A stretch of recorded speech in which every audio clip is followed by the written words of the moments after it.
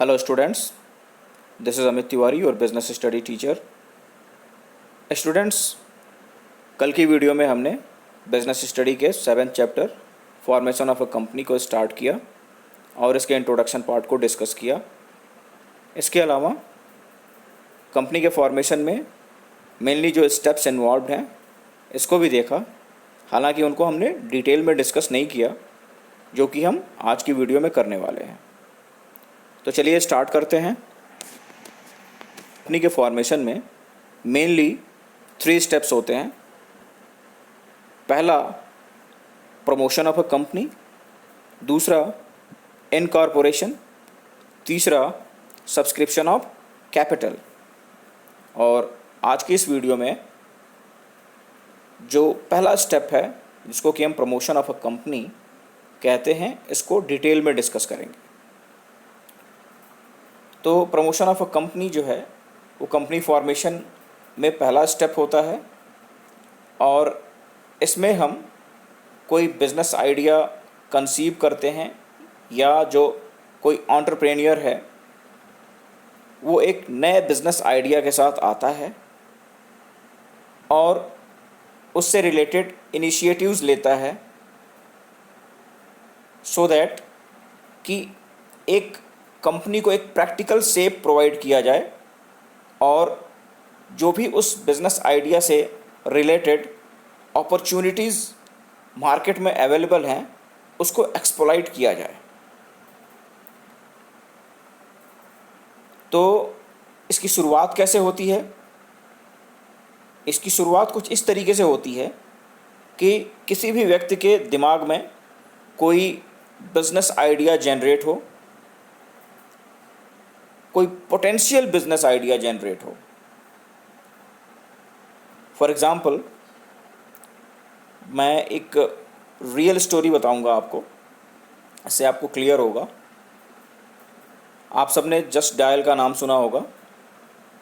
Just dial एक web portal है जो कि लोकल एड्रेसेस प्रोवाइड करने की सर्विसेज जो है अपने पोर्टल के माध्यम से देते हैं। तो इस कंपनी के जो फाउंडर हैं, फाउंडर कौन है ये मैं आपके ऊपर छोड़ता हूँ, ये आपको पता करना है कि justdial.com के फाउंडर कौन है। तो वो एक बार मुंबई गए थे, किसी काम से गए होंगे, कोई बिज़नेस ट्रिप होगा उनका मुंबई के लिए, और वहाँ पे उनको कोई एड्रेस ढूंढ रहे थे वो, और वो मिल नहीं रहा था। उस जगह पे उनको जाना था, वो मिल नहीं रहा था। तो रेस्टोरेंट में बैठ के वो उसी के बारे में सोच रहे थे। तो अचानक से उनके दिमाग में एक आइडिया जनरेट हुआ कि क्यों ना इन लोकल एड्रेसेस की एक डायरेक्टरी बनाई जाए, जिसका यूज़ करके लोग आसानी से उन जगहों को ढूंढ सकें। और इसमें उनको एक बहुत बड़ी अपॉर्चुनिटी दिखाई दी। एक तरीके से ये जो है एक यूटिलिटी सर्विस प्रोवाइड करने का आइडिया था कि लोगों को इस तरीके की सर्विस प्रोवाइड करके उनको कुछ उनके इस तरीके के काम को कुछ आसान किया जाए। तो इसको हम बोलते हैं बिजनेस आइडिया। इसके बाद हाँ, एक और बात, ये जो बिज़नेस आइडिया है कोई ज़रूरी नहीं कि किसी खास व्यक्ति के दिमाग में ही आए, किसी एक व्यक्ति के ही दिमाग में आए। हो सकता है ग्रुप ऑफ पर्सन्स मिल के कोई बिज़नेस आइडिया जनरेट करें। 4 दोस्त हैं, चाय की दुकान पर बैठे हैं, चाय पी रहे हैं, और उनके दिमाग में कुछ क्लिक किया, सब ने डिस्कस किया और उनको लगा कि अरे इसमें तो बहुत ज़्यादा अपॉर्चुनिटीज़ हैं। तो एक इस तरीके से भी जो है एक बिज़नेस आइडिया जनरेट हो सकता है। इसके अलावा कोई एग्जिस्टिंग कंपनी है, वो किसी पर्टिकुलर प्रोडक्ट या सर्विसेज में डील करती है, तो वो कंपनी भी इस तरीके से एक बिज़नेस आइडिया कंसीव कर सकती है, एक नया वर्टिकल स्टार्ट कर सकती है। या स्टार्ट करने के बारे में सोच सकती है। तो generating a business idea is not confined to a single person, it can be a group of person, it can be a company also. तो इफ सच अ पर्सन और अ ग्रुप ऑफ पर्सन और a company proceed to form a company, then they are said to be the promoters of the company। और हाँ, जिन लोगों ने या जिस व्यक्ति ने या जिस कंपनी ने इस तरीके के आइडियाज़ को सोचा, इस तरीके के आइडियाज़ को जनरेट किया, जो कि एक पोटेंशियल बिजनेस अपॉर्चुनिटी है, तो ऐसे लोगों को हम क्या कहेंगे? प्रमोटर ऑफ द कंपनी कहेंगे। यानी कि उस बिजनेस आइडिया को लेके एक एक कंपनी के प्रैक्टिकल शेप को उन्होंने स्टैब्लिश किया और जो भी उससे रिलेटेड बिजनेस अपॉर्चुनिटीज़ हैं उसको एक्सप्लॉइट किया। तो इस तरीके के लोगों को हम उस कंपनी का प्रमोटर कहेंगे। A promoter is said to be the one who undertakes to form a company with reference to a given project and to set it going and who takes the necessary steps to accomplish that purpose। तो अब यहाँ पे clear cut definition दिया हुआ है promoter का। क्या कह रहा है कि promoter is set to be the one. अब ये द वन कौन हो सकता है? एक व्यक्ति भी हो सकता है, ग्रुप ऑफ पर्सन हो सकते हैं, एक कंपनी हो सकती है। तो ये लोग क्या करेंगे? Undertakes to form a company with reference to a given project. किसी खास प्रोजेक्ट, यानी कि जो उन्होंने बिजनेस आइडिया जनरेट किया है, एक पोटेंशियल बिजनेस आइडिया जनरेट किया है, तो उसको ध्यान में रखते हुए एक कंपनी को फॉर्म करेंगे और उसको सुचारू रूप से चलाना शुरू करेंगे। और उसको सुचारू रूप से चलाने के लिए जो भी नेसेसरी स्टेप्स की ज़रूरत पड़ेगी उसको वो उठाएंगे, ताकि जो भी प्रोजेक्ट है या जो भी बिजनेस आइडिया उन्होंने जनरेट किया है उसको वो एकम्प्लिश कर सकें। Thus, apart from conceiving a business opportunity, the promoters analyze its prospects and bring together the man, material, machinery, managerial abilities, and financial resources and set the organization going। तो सिर्फ और सिर्फ बात यहीं आगे नहीं रुकती कि दिमाग में कोई बिजनेस आइडिया क्लिक कर गया और कंपनी का फॉर्मेशन हो गया। ये इतना आसान रहता तो मैं भी जो है अभी कल ही जाके एक कंपनी खोल देता, लेकिन ये इतना कठिन भी नहीं है। तो हमें यही सीखना है कि किस तरीके से एक बिज़नेस आइडिया, एक पोटेंशियल बिजनेस आइडिया जनरेट होने के बाद एक कंपनी का फॉर्मेशन हो सकता है।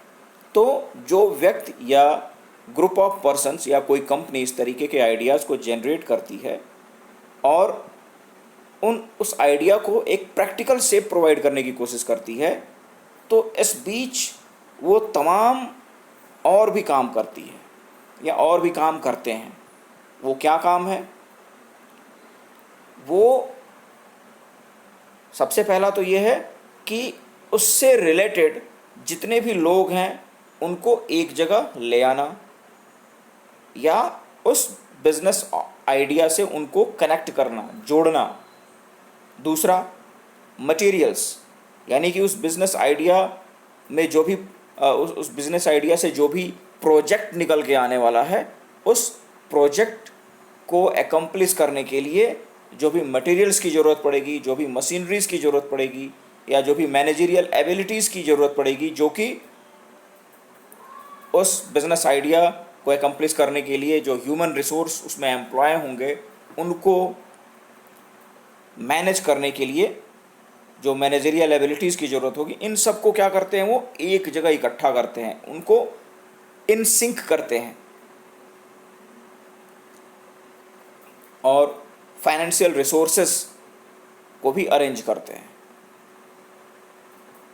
तो इन सब काम को पूरा करने के बाद एक प्रैक्टिकल शेप प्रोवाइड किया जाता है। एक कंपनी के प्रैक्टिकल शेप को जो है एक मूर्त रूप दिया जाता है।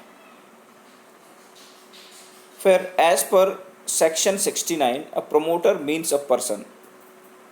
सेक्शन 69 के अकॉर्डिंग एक प्रमोटर क्या है, कौन है, उसके उसके क्या रोल और क्या रिस्पॉन्सिबिलिटीज़ होती हैं, उसको यहाँ पे डिस्कस किया है।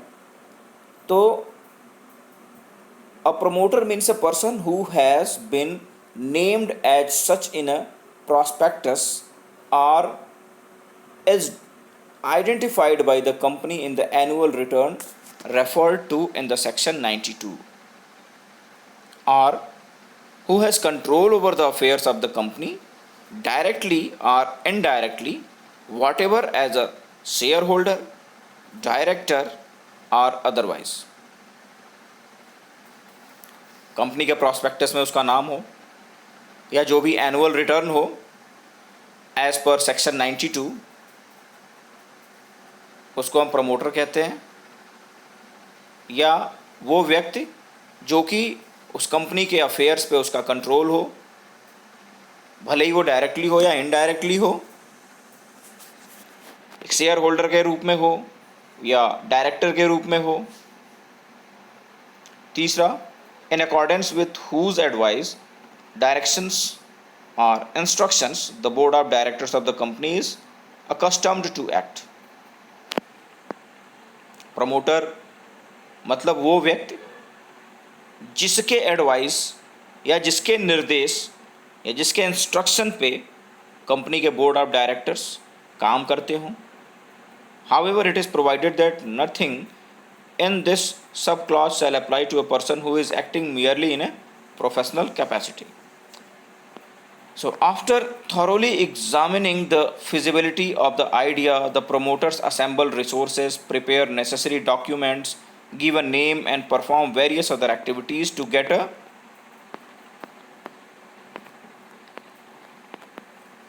company registered and obtain the necessary certificate enabling the company to commence business.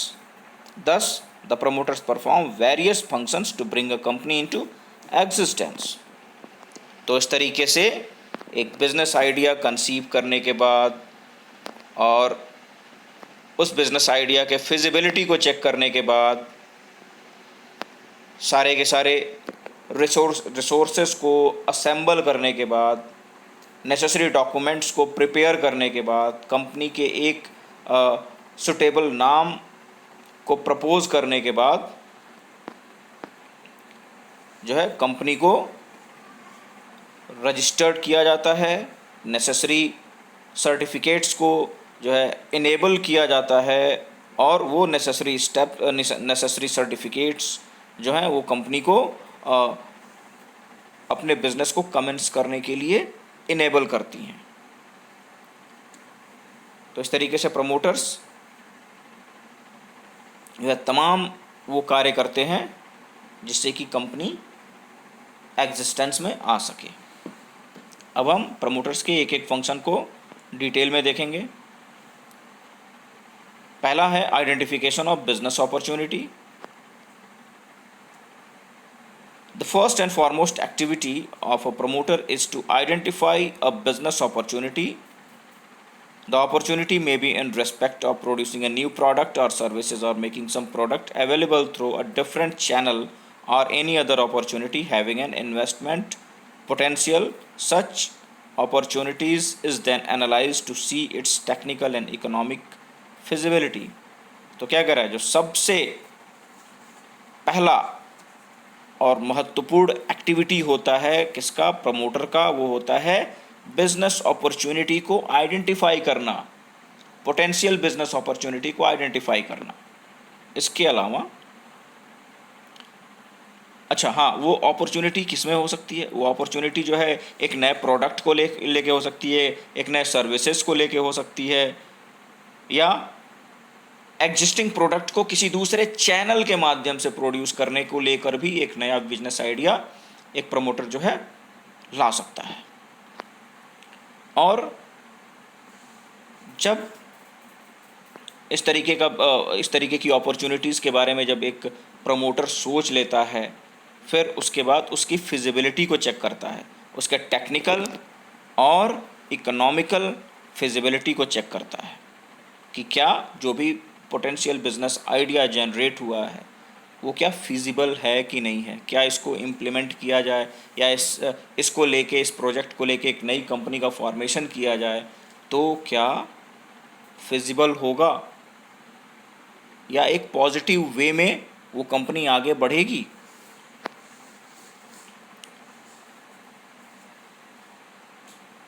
So the next function of promoter is feasibility study.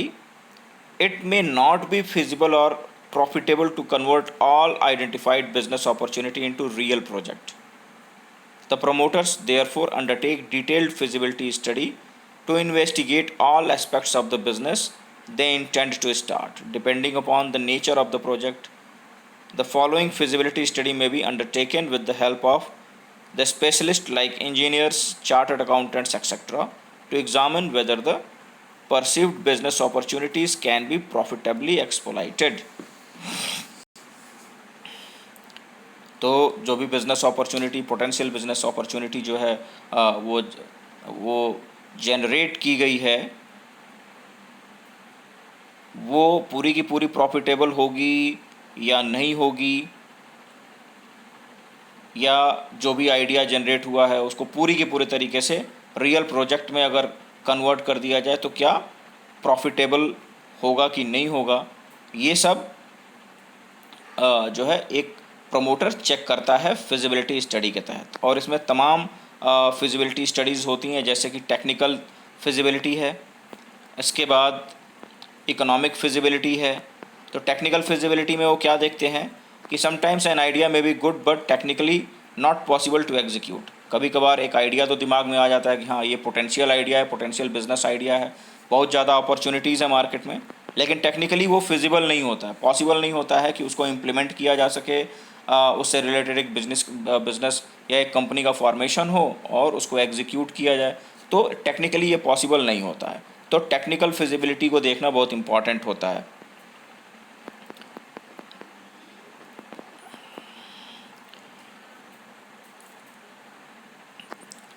It may be so because the required raw material or technology is not easily available. For example, in our earlier story, suppose Avatar needs a particular metal to produce the carburetor. If that metal is not produced in the country and because of poor political relation, it cannot be imported from the country which produces it, the project would be technically unfeasible until arrangements are made to make the metal available from alternative sources. तो देखो अवतार के case study को हमने पिछले video में देखा था, उसमें जो है एक नया कार्ब्यूरेटर बनाता है जो कि कार के इंजन में पेट्रोल के कंजम्पशन को 40% कम कर देता है।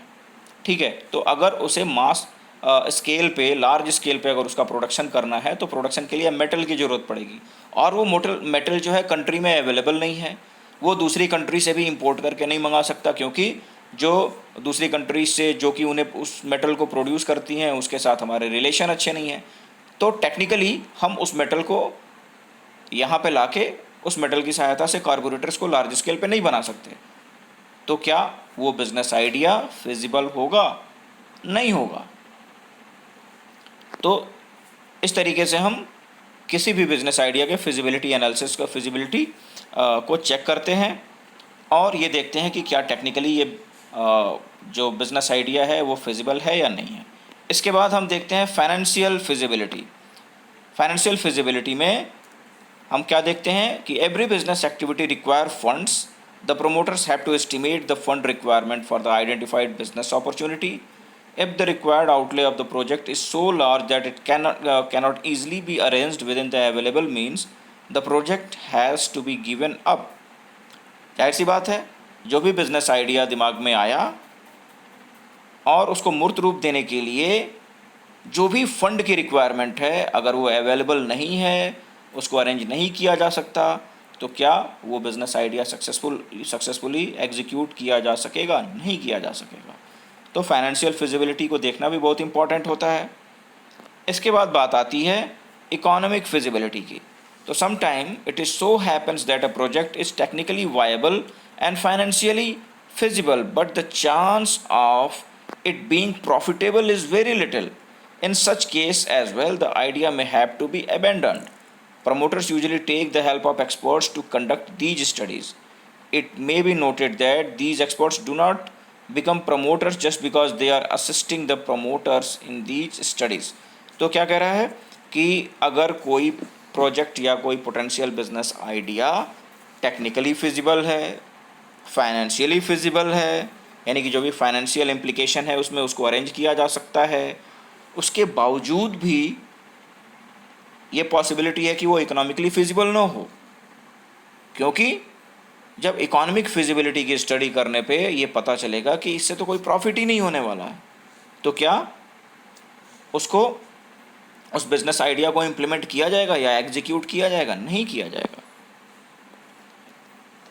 So students, this is for today, and the remaining part of this chapter we will discuss in our next video. Till then, have a good day.